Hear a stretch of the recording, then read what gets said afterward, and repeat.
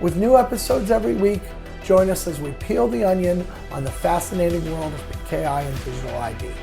Hello and welcome to Root Causes, the PKI and Security podcast where a pair of industry veterans talk about all matters digital certificates and PKI. I'm Tim Callan, Chief Experience Officer at Sectigo, and I'm here with Jason Sirocco, Senior Fellow at Sectigo. Okay, Jason, let me start you off with a phrase.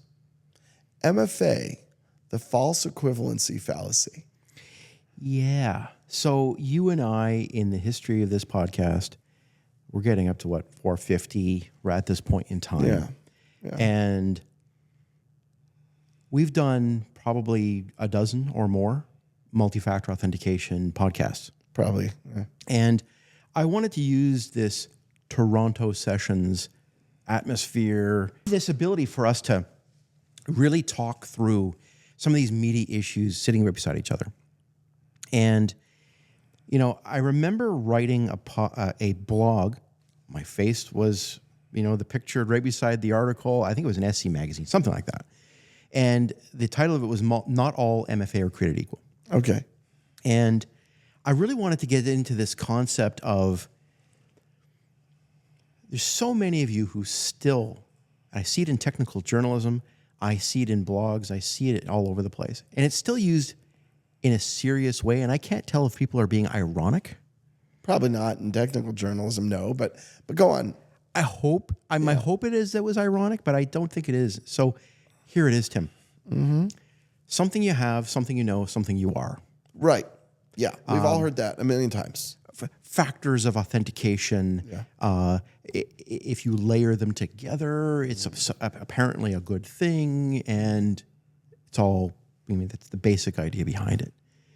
And the problem is this. I think that grew out of an age where it's kind of all you had was, a hard token, a soft token, Sure. A knowledge base, what was your childhood dog's name, and all those really strong pieces of authentication. Maybe your Tim. fingerprint. Maybe you're not secret. We did a podcast on that. Your fingerprints, your voice. Right.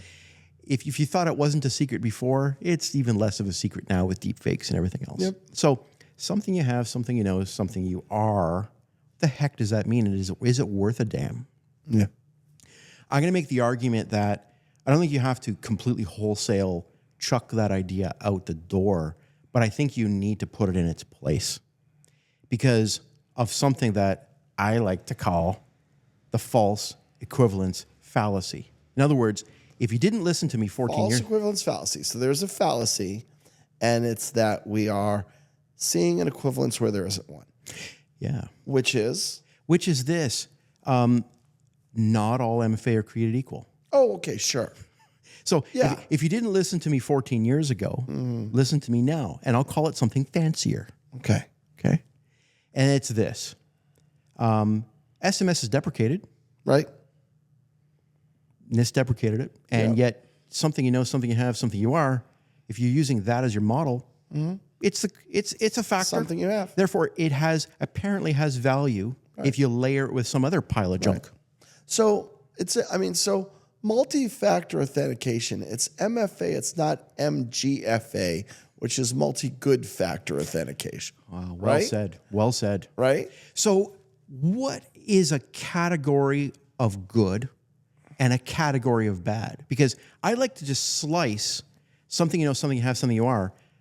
The reason why you can't completely throw it out is because there are some good things you have and know and are. Oh, heck yeah. There are some good ones. Yeah, if I have a certificate on a device and then I am providing a PIN that only I know, And that cert's in an enclave. that is a very secure setup.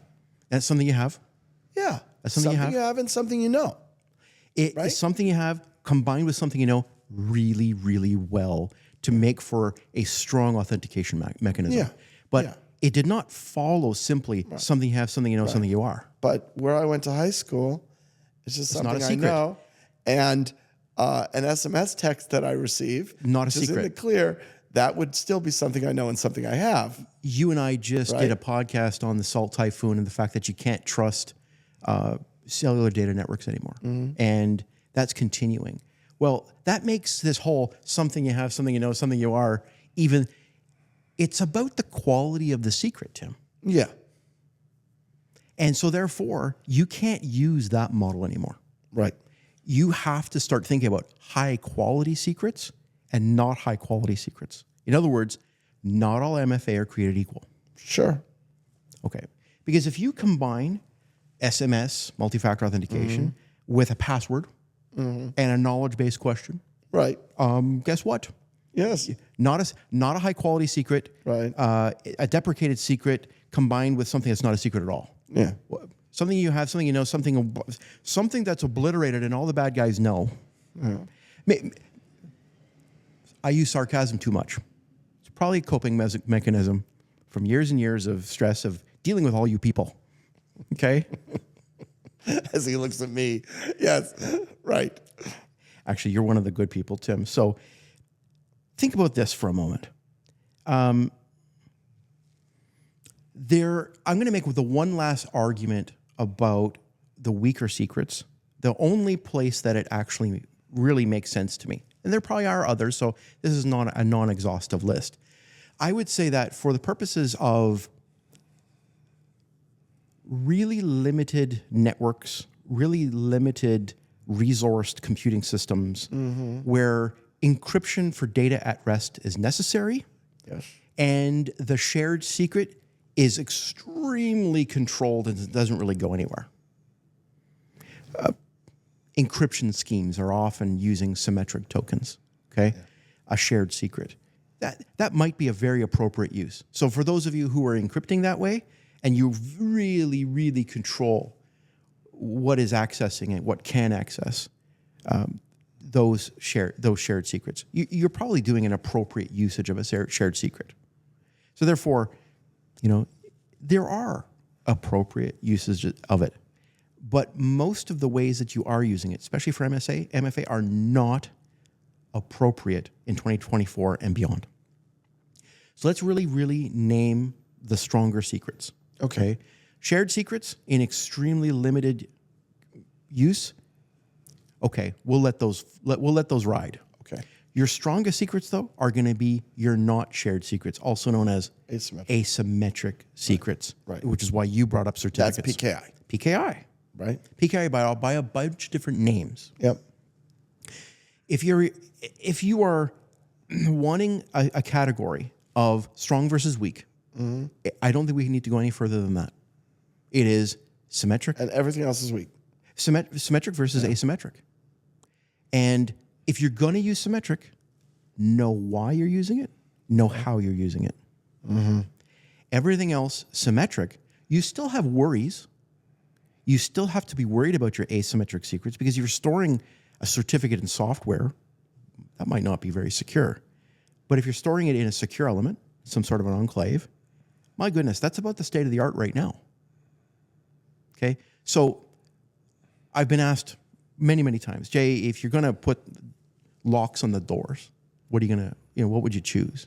In today's age, what I would choose is out of band. Okay. In other words, don't trust your endpoint. Okay.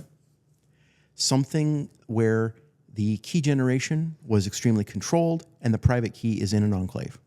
Okay. And the ability to access the endpoint to do the out-of-band authentication is protected by some sort of a... So can I rely on there being an enclave in my end user device? In the past, the answer was no. Right. You needed to have an IT department who was helping you out. That's pretty good, right? Because I'm going to get it in my current version of Windows or Mac OS. Yep. I'm going to get it in my current version of Android or iOS. Yep. And those between that, we're covering almost all of the devices we're talking about. I'll tell you what, for those of you who don't work in enterprise environments, a lot of your first, actual touching usage of an asymmetric secret for the purposes of authentication. You probably have all sorts of asymmetric secrets in your pocket right now that are just happening ubiquitously to encrypt data in transit. We're talking about authentication here. Right. And if you're using passkeys, you're using an asymmetric secret. Yep. Now, we've had a podcast talking about there is a weakness because there's a session token sitting underneath that. It's part of the implementation, and it might end up being the fatal flaw. I hope it won't. It probably won't. Let's pray it isn't. People will figure it out. The ecosystem will come together and solve that problem. So how to protect that session token. Again, symmetric secrets have to be highly controlled. I don't think they're controlled enough right now for WebAuthn and passkeys. That's just the truth. And I don't think I'm the only person who says that. It's just I'm the person who's annoyingly enough bringing it up every once in a while.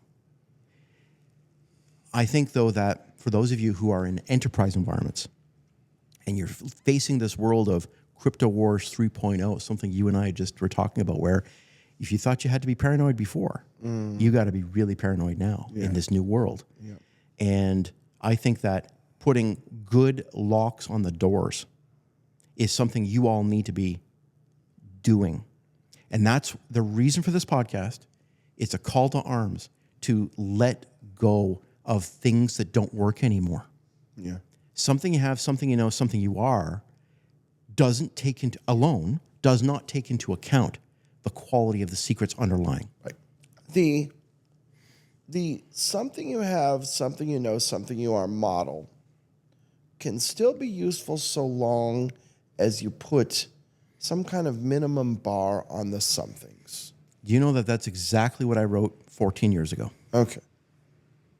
But nobody's doing it. Yeah. And that's what we're asking you to do, is consider the fact that not all MFA are created equal. Yeah. That's it, Tim.